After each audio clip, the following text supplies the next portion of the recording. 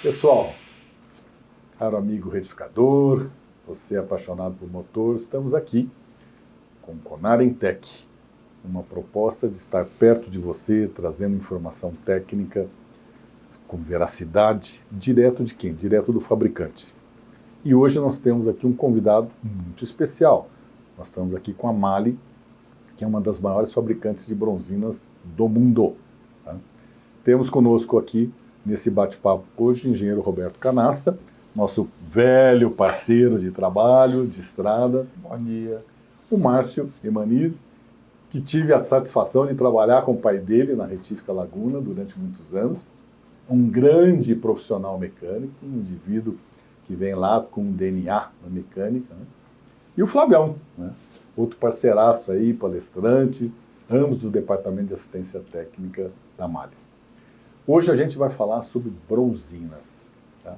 E bronzina foi um assunto nos últimos meses aí no mercado que, sabe, apareceu demais, muita polêmica, muita conversa, muita informação, e algumas dessas informações são informações que não têm a veracidade daquilo que foi publicado.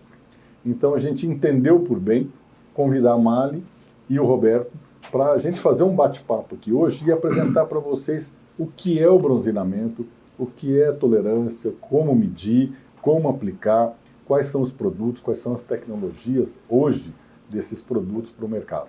Então fique conosco, assista, divulgue para os seus companheiros de trabalho, para os seus colegas da área de mecânica, porque o que a gente está trazendo aqui para você é um conteúdo técnico real, legal, com uma força para que melhore a qualidade do seu serviço e a satisfação final do seu cliente. Sejam bem-vindos, um bom trabalho para nós aqui. Robertão, Obrigado. está com você a palavra. Obrigado, pessoal, bom dia. O que o Zé falou, ele comentou, o Zé Arnaldo falou, ele comentou sobre a aplicação de bronzinas, o que o mercado hoje está fazendo. Vamos trazer um pouquinho mais da evolução dos motores, né? Não necessariamente, a gente sabe que os materiais mudaram, os processos mudaram, mas hoje, nessa evolução, ela ocorreu nas bronzinas também? Sim. Principalmente quanto aos tipos, materiais que ela vem desenvolvendo, por conta que o motor, quando ela tem uma exigência, uma evolução, uma melhoria, se liga ao potencial, né? Então, quando o motor eleva a potência, obviamente os componentes têm que ser adequados para poder gerar essa potência. E justamente a bronzina é um item que realmente teve umas adequações, teve uma evolução técnica, né? E por isso existe também as empregações de tecnologias adequadas para cada tipo de motor. Show. Cada vez mais também nós observamos a presença de motores turbo para linha leve. Alta rotação. Motores com sistema start-stop. Sim. Então isso requer também que os componentes internos do motor tenham também novas tecnologias para conseguir absorver todas essas novas necessidades que os motores estão cada vez mais buscando assim dos componentes internos. Então nós temos essas tecnologias que nós vamos falar aqui sobre as bronzinas com tratamento de polímero, as bronzinas sputter, justamente para esses novos conceitos. Até os motores híbridos também requer também uma tecnologia maior assim na questão do sistema de bronzinas, os componentes internos dos motores. Fadiga e resistência. A verdade é que aumentou-se muito a taxa, aumentou-se muito a rotação, né? E é claro que a bronzina é onde suporta toda essa pancada, né, da explosão, além da rotação. E ele vem também no conceito, né, Laguna, que os motores hoje, eles têm que estar dentro de um padrão onde eles estão dentro do ecologicamente correto. Sim, das emissões, né? Tanto controle de emissões também por um padrão de economia, né? Então ele já entra no sistema, no conceito downsize, onde ele é um motor com volume de litragem menor e te dá uma resposta maior em potência. E para isso, né, tem um custo, né? E esse custo justamente é o que o Flávio comentou, é o emprego de algumas tecnologias. E sempre visando, né, ter uma cadeia ecológica que o motor também gere, né, de certa forma, um controle de emissão dentro do que está estabelecendo por leis, né? Nesse processo, muito legal que vocês falaram dessa evolução e a necessidade de uma readequação em função de meio ambiente, de eficiência, né? Nós tínhamos bronzinas bimetálicas, as trimetálicas, com características de materiais diferentes, e hoje nós temos revestimentos diferentes. Perfeito. Né?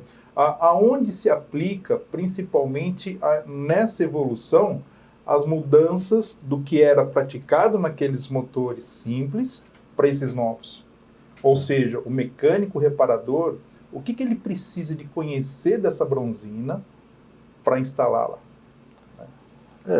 Nem tanto só o processo de instalação, né, Roberto, mas também entender, né, o porquê existe a bimetálica, a trimetálica, com coberturas ou não, né?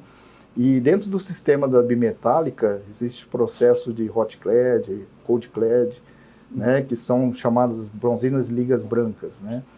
E ela tem uma característica importante, né, porque ela é um material mais maleável.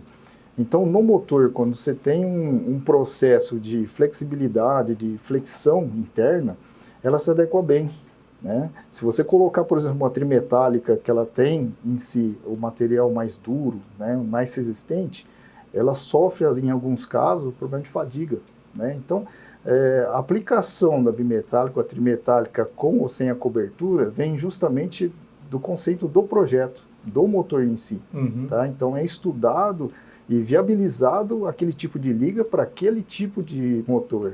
Então, hoje dizer que a trimetálica é sempre a melhor, nós vendemos só a trimetálica, deveria existir só a trimetálica, mas não. Hoje nós temos aí a bimetálica com coberturas e revestimentos para poder atender a demanda desse motor para que ele tenha eficiência e entregue tudo aquilo que é proposto. Tá? Então, eu pergunto ao Flávio, então. Nós precisamos olhar bem o catálogo e olhar bem a procedência do bronzeamento. Porque a gente vê que o mercado hoje está recebendo muitas peças de fora, né? Exato. E essas peças provavelmente não tragam essa tecnologia. Isso é um risco muito grande. Exato. O que a gente sempre preza é o que? Manter o que? A originalidade do motor. Então, se o motor requer que seja utilizado aquela tecnologia de bronzinas, tem que ser utilizado. A gente vê muito, assim, questões... eu vou citar um exemplo assim da linha Volkswagen. Se você pegar motores da linha Volkswagen, lá na década de 80, nós tínhamos um jogo de bronzinas determinado para aqueles motores do Passat, até do próprio Gol, que tem o que? A composição onde tem 4 bronzinas sem canal e furo de lubrificação e 6 bronzinas imancais com canais e furo de lubrificação. E tem muitos, principalmente assim, vendedores de autopeças, que eles utilizam para novos motores nos dias de hoje, para as novas tecnologias dos dias de hoje, por questões de preço, eles utilizam muito essas bronzinas lá da década de 80 e 90. Tecnologia anterior. Tecnologia anterior. Por quê? Ela tem o que? As características dimensionais próximas. Sim. Mas nós temos questões de tipos de materiais, composição de jogo. Então, sempre manter o quê? A originalidade seguindo sempre o padrão correto de aplicação. Então, a mensagem é: não invente. Não. Né? Siga o que o fabricante determina para aquele projeto, daquele motor, daquela série, daquela idade, e não fique acreditando em preço. Né? Exato. Então, José Arnaldo, teve aquela questão que você falou assim, os produtos estão tendo o quê? Uma evolução. Então, também os aplicadores têm que tomar um cuidado maior também nessa questão dessas evoluções, porque assim, hoje uma bronzina sputter, você não pode ter o manuseio que tinha uma bronzina antigamente, né? Sim. Você tem que ter um cuidado, na composição do jogo, eles mandam uma luva para você ter o manuseio da peça, tem todos esses cuidados também com esses novos materiais, essas novas tecnologias. De oxidar a superfície. Exatamente. Então, assim, isso é um procedimento, né, que a gente está falando de um procedimento já há mais de 15 anos, Exato. que muitas vezes o mercado não pratica. Eu vi situações em que o próprio mecânico, a hora que ele retira da embalagem a luva, ele joga para o lado. Isso aqui é coisa de... Né? Só que ele não sabe o que ele vai causar nessa bronzina. E eu estou me recordando que a Sputter, se não me engano, ela saiu com um motor da Mercedes, e é uma bronzina idêntica do motor com menos potência. Isso. Então ela tem menos potência, usa uma bronzina normal, e a Sputter com um motor de mais potência. Exato. Porém, o econômico comprava essa bronzina do motor de menos potência para aplicar no de mais potência. E claro que não ia dar certo, correto?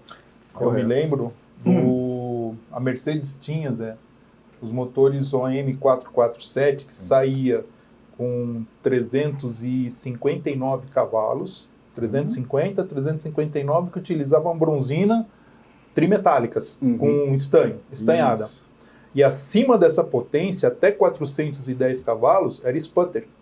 O que o mercado fazia? Só a 410 que saía, 41, né? Isso. E aí, o que o mercado fazia? Pegava a bronzina trimetálica, sem o sputter, né, o revestimento, e aplicava no motor de forma inadequada, principalmente pelo que você falou. Questão de custo. E principalmente que é o mesmo motor, né, os mesmos dimensionais, as mesmas folgas, né?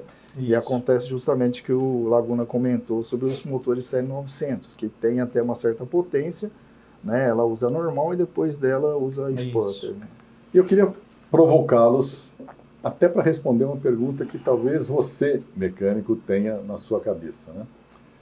Me ligaram um dia falando assim, olha, se tem cabimento, a Mali fazendo essa bronzina aqui, ela baixou a qualidade dela. Olha o revestimento dessa bronzina aqui comparada com aquela anterior. Era a Sputter com o polímero. Eu queria que vocês falassem um pouquinho desta diferença, dessa troca de tecnologia, né?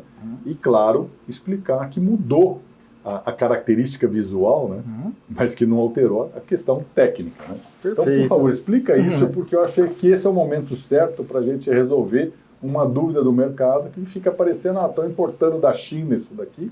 Quando, na verdade, não tem nada a ver, né? Perfeito, Laguna. Na verdade, isso começou lá na montadora. Né? Então, por exemplo, a Sputter, como o Roberto comentou, né, ela exige alguns cuidados de manuseio, né, principalmente no contato. Né? Ela também sofre um problema de oxidação muito facilmente. Já a polimérica não, a com revestimento de polímero. Então foi proposto para que as montadoras, e hoje já está no conceito da montadora, está utilizando no Série 900, nos 457 e também nos MAN. Tá? Já ela vem de original. Se você comprar da montadora ou do concessionário, já vai vir com essa concepção. E por quê? Porque a bronzina com a camada polimérica, ela entrega, né, esse cuidado de uma forma onde ela não é tão frágil ao contato, ao manuseio, e ela também corresponde à eficiência que uma sputter deveria. Ela, óbvio, né, ela não tem um range máximo igual a sputter, que a sputter ela tem um range muito alto, então a polímero ela acaba entregando sem problema nenhum. Isso, assim, já no original testado, já homologado pela montadora. Então, quer dizer, o aplicador não necessariamente precisa se preocupar, né? Mudou, mas mudou, obviamente, com testes, com validações. Então, com certeza, se ocorrer algum problema, estamos abertos aí para estar ajudando e respondendo. Sim. Mas que essa preocupação de vir coisas de fora, ela não entra da Mali. A Mali sempre se preocupa em, primeiro, estar validando, homologando, e nesses casos aí que você citou, ele foi homologado na Mercedes. Então, se você comprar um equipamento original, uma bronzina original Mercedes, ela vai estar dessa forma aí. E a superfície dela, visualmente, ela é mais áspera. Isso, né? Tem uma rugosidade. Parece uma casquinha de coloração, laranja. Uma coloração diferenciada. Diferenciada. Então, mas isso é importante para você, mecânico, entender que você tem um produto de primeira linha, um produto genuíno, aplicado no motor de fábrica, né? Perfeito. Pelo mercado com a marca Mali. Né? Trouxemos algum exemplo aqui, né? Por exemplo, essa daqui, ó, é uma sputter, então visualiza-se que ela é uma coloração um pouco diferente, né?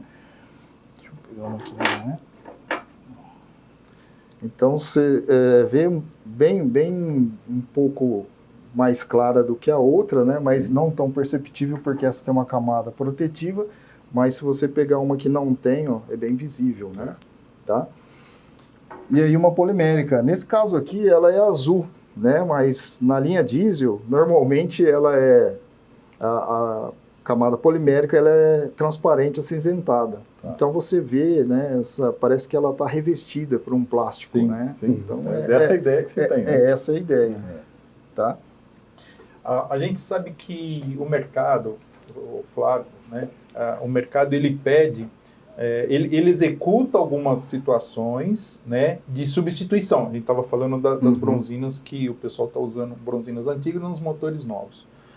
O fato de ter no mercado uma bronzina polimérica, né, qual é a consequência dele substituir essa bronzina polimérica por uma convencional?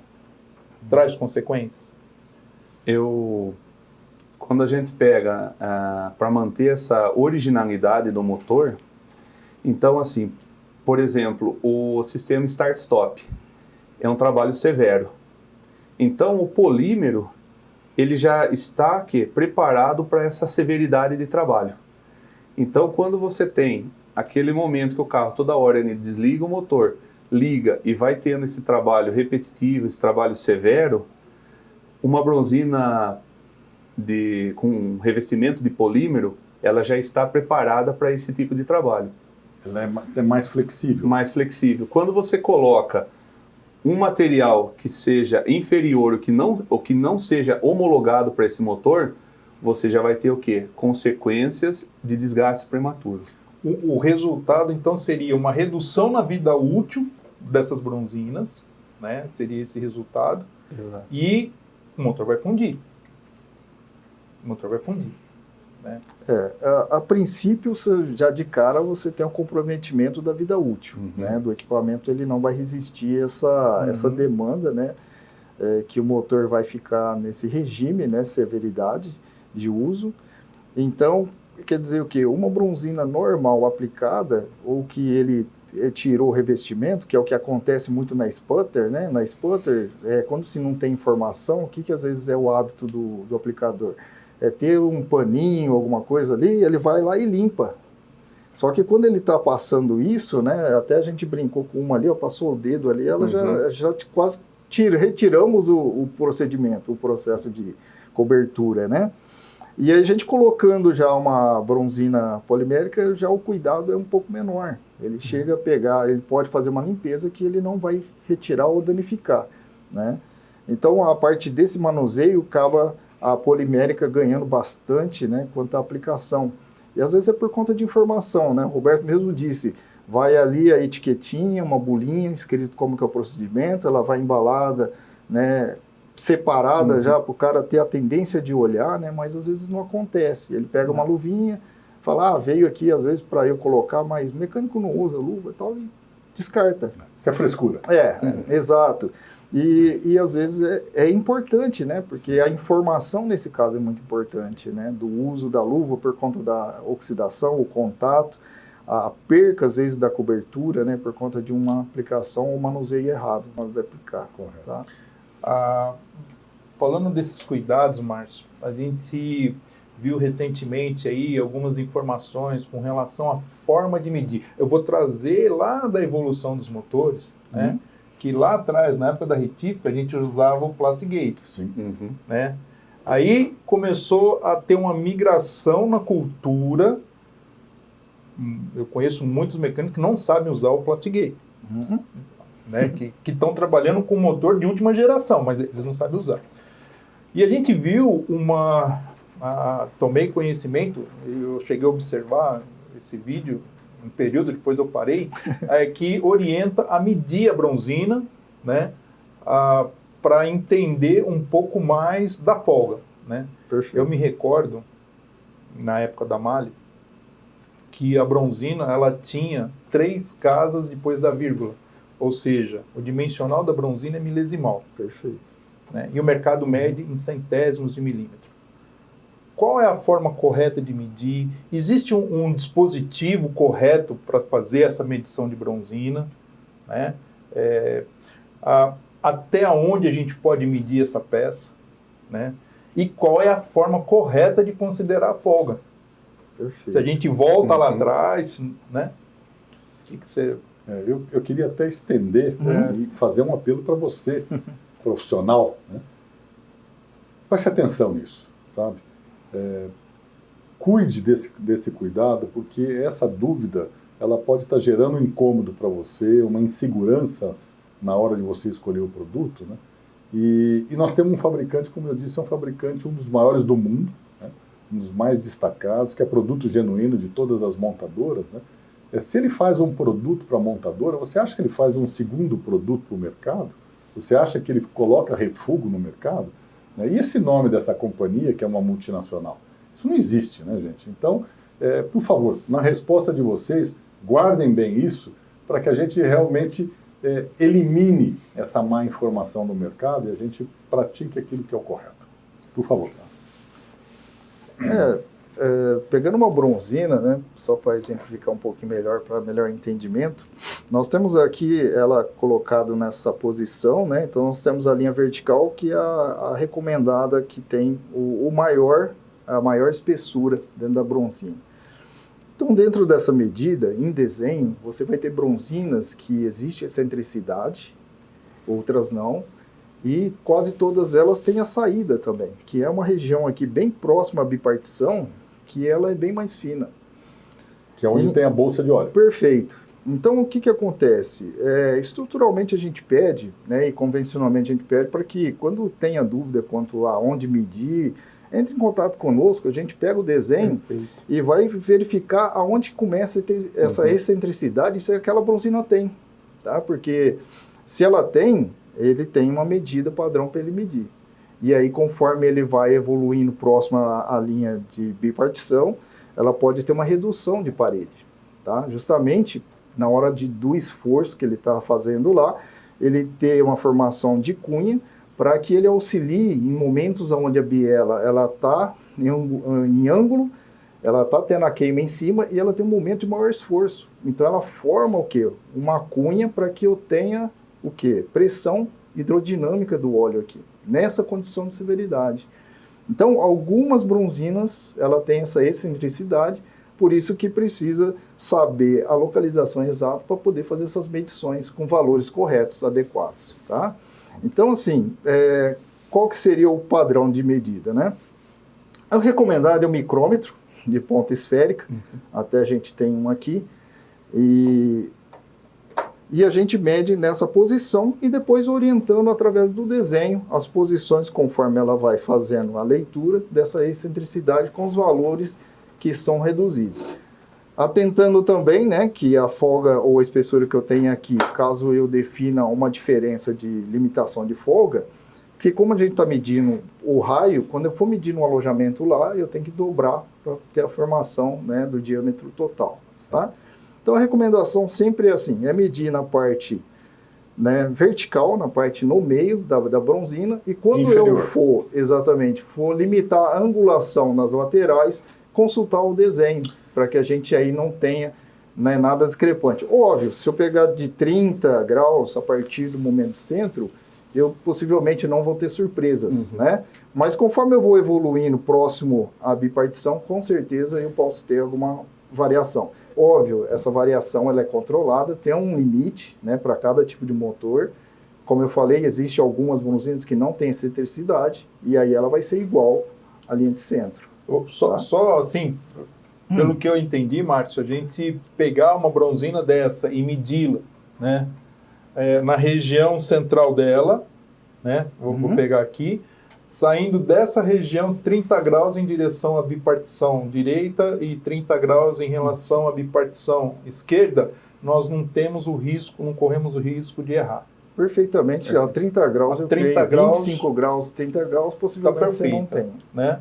Tá. Agora sim, se existir uma dúvida maior, uma bronzina maior, uma bronzina de diâmetro maior, aí sim fazer uma consulta mais direcionada. Aproveitando o que o Márcio falou, assim, não monte o motor com dúvida. Isso. Está com dúvida na região da bipartição, eu quero saber então quanto que esse dimensional tem o nosso 0800. Então todas as embalagens tem aqui o nosso 0800, Isso é importante. tá? Pode estar ligando para o nosso telefone do 0800 ou enviando um e-mail através do saque e pedindo qual que é a medida na região da bipartição.